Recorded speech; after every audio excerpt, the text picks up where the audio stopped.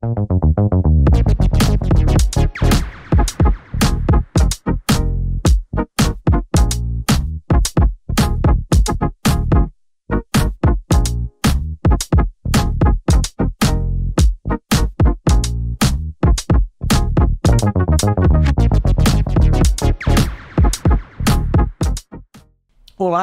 bom dia. Meu nome é Caio Sperandel de Macedo, eu sou diretor de pesquisa e pós-graduação da FMU e estamos aqui para mais uma rodada do Mesa Redonda Podcasts do Congresso Acadêmico Inteligência Artificial, Realidades e Projeções, que está ocorrendo entre os dias 15 e 19 de maio aqui na UniFMU. Estou aqui com o professor Dr. Emerson Malheiro e com a professora doutora Grace Patrícia Fuller. Dando continuidade aos trabalhos, agora vamos ouvir a palestra do professor Dr. Emerson Malheiro com relação à temática da inteligência artificial. Professor, por favor, a palavra está contigo. Muito obrigado. Inicialmente, eu quero agradecer pelo convite para participação nessa mesa redonda, pois é uma enorme satisfação estar aqui com os professores Dr. Caio Sperandel de Macedo e doutora Grace Patrícia Fuller. Também aproveito a oportunidade para agradecer a você que está acompanhando o nosso podcast e que vai me ouvir falar um pouco sobre a dignidade da pessoa humana e a inteligência artificial. É muito importante destacar que a primeira dúvida que surge ao se falar sobre dignidade da pessoa humana é a designação que foi empregada pela Constituição Federal Brasileira. O artigo 1º, inciso 3 da Carta Suprema do Brasil, utilizou a expressão dignidade da pessoa humana. Professor Caio, desde a graduação na disciplina de Teoria do Direito, aprendemos que o legislador não utiliza palavras que não sejam adequadas ou que sejam dispensáveis. Então, é o mesmo que dizer que houve a necessidade de se empregar a dignidade da pessoa humana como tal. E o que o legislador constitucional originário quis dizer? Ele quis direcionar a dignidade para as pessoas físicas. Professora Grace, não há de se falar em dignidade para as pessoas jurídicas. É certo que a pessoa jurídica possui direitos, mas a dignidade é intrínseca do ser humano, portanto, inerente e exclusiva das pessoas físicas. Ademais, no âmbito constitucional, é importante destacar que a dignidade da pessoa humana é um núcleo axiológico do direito brasileiro. Ora, o que isso significa?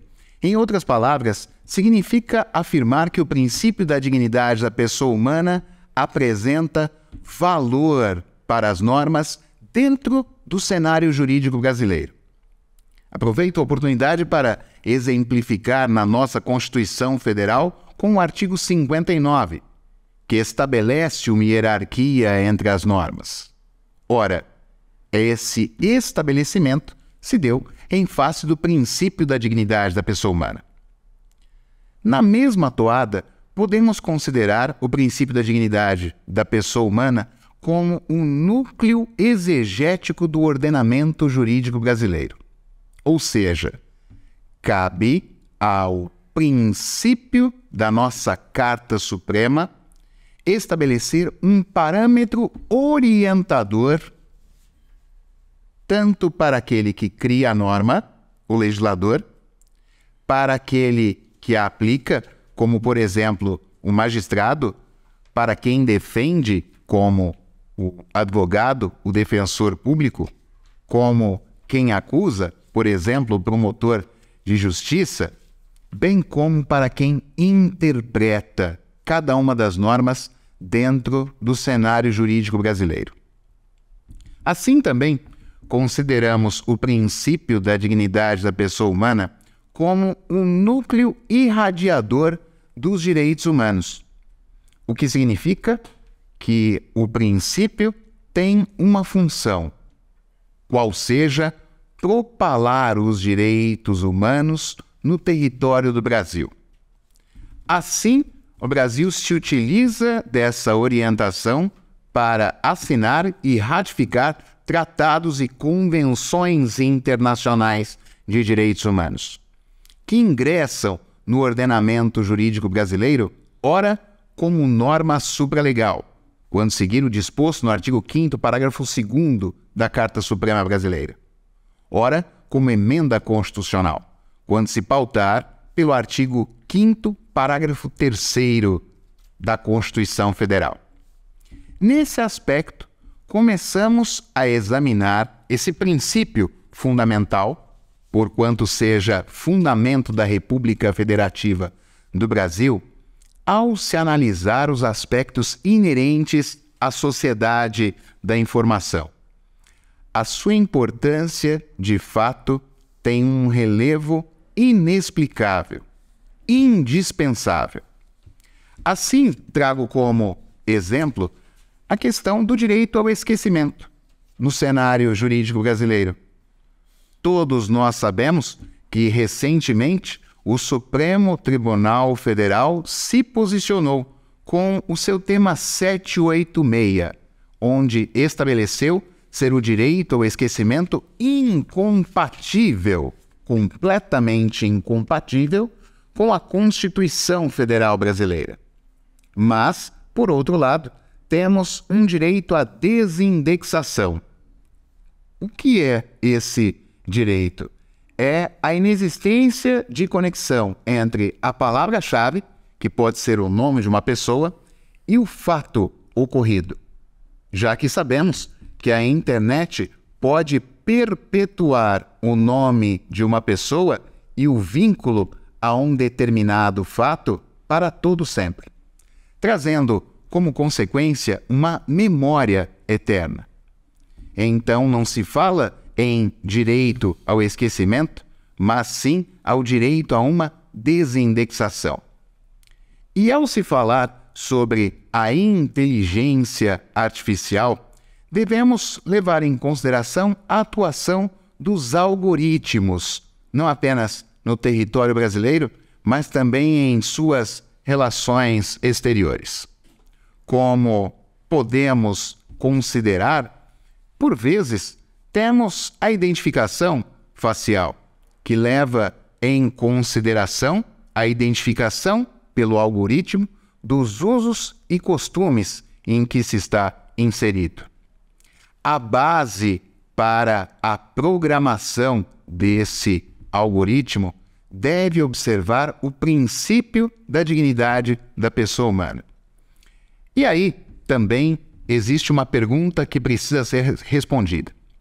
Ao se falar de princípio da dignidade da pessoa humana, pensa-se que estamos em um nível metajurídico ou mesmo metafísico, mas isso não é verdadeiro, porque existe um parâmetro de aplicação do princípio da dignidade da pessoa humana.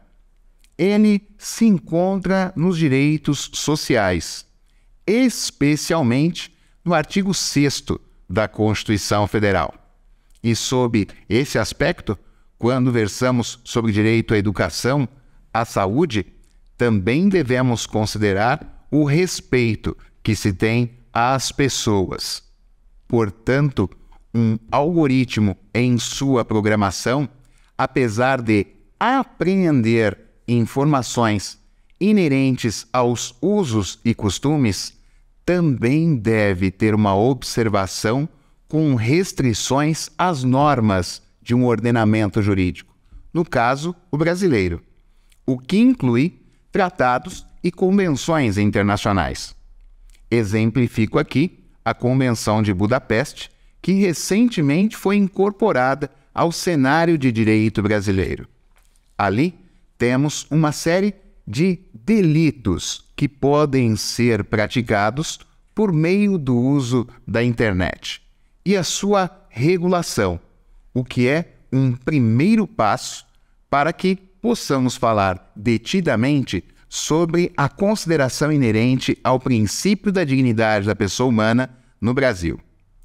Caminhando para o final da minha exposição, torno relevante destacar que o princípio da dignidade da pessoa humana deve ser considerado em todas as áreas do direito, com reflexos, é claro, no uso da inteligência artificial no Brasil.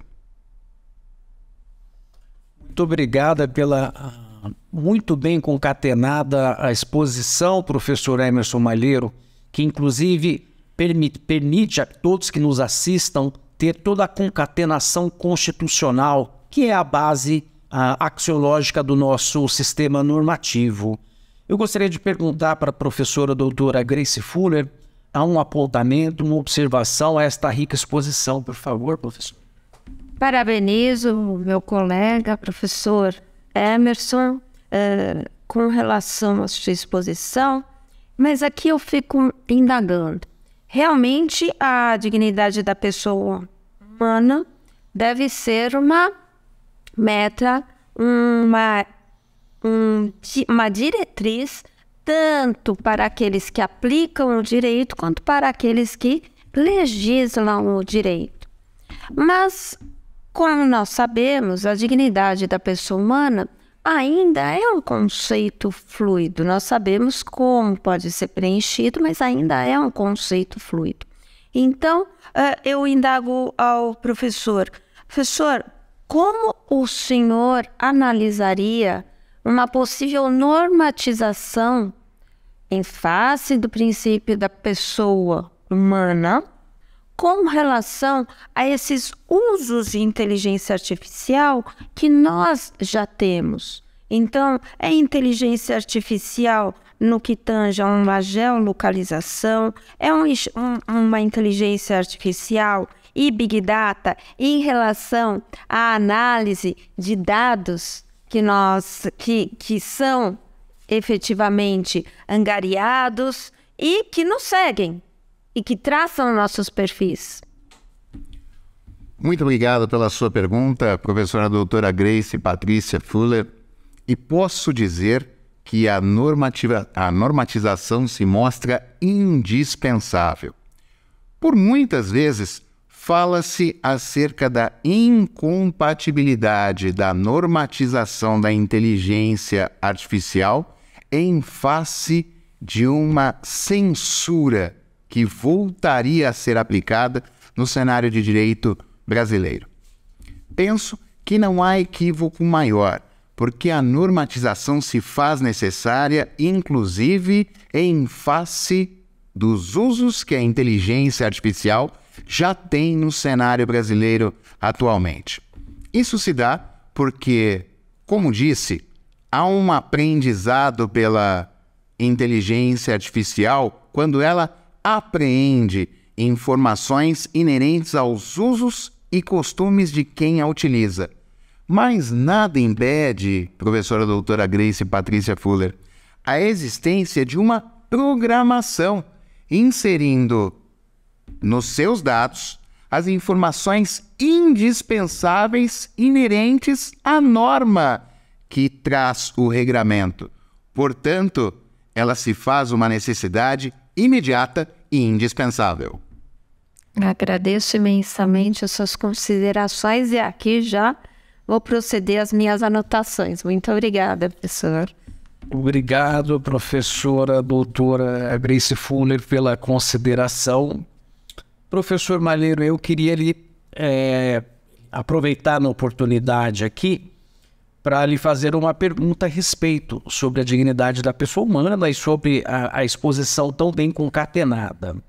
Nós não temos legislação ainda sobre inteligência artificial, né? E o que temos é a Lei Geral de Proteção de Dados, né?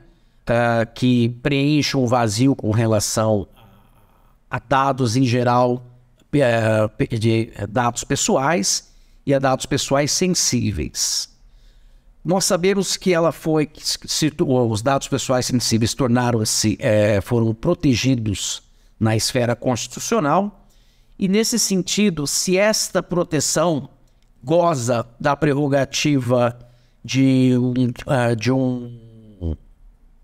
uma cláusula que veda o retrocesso, em assim sendo, esse princípio da dignidade da pessoa humana decorre, o princípio da proteção de dados também bebe na fonte da dignidade da pessoa humana e deve ser observado? Muito obrigado pela sua pergunta, professor Dr. Caio Esperandel de Macedo. E temos aqui algumas considerações a fazer. Inicialmente, acerca do inciso 79 do artigo 5º da Constituição Federal, que estabelece a proteção de dados como um direito fundamental.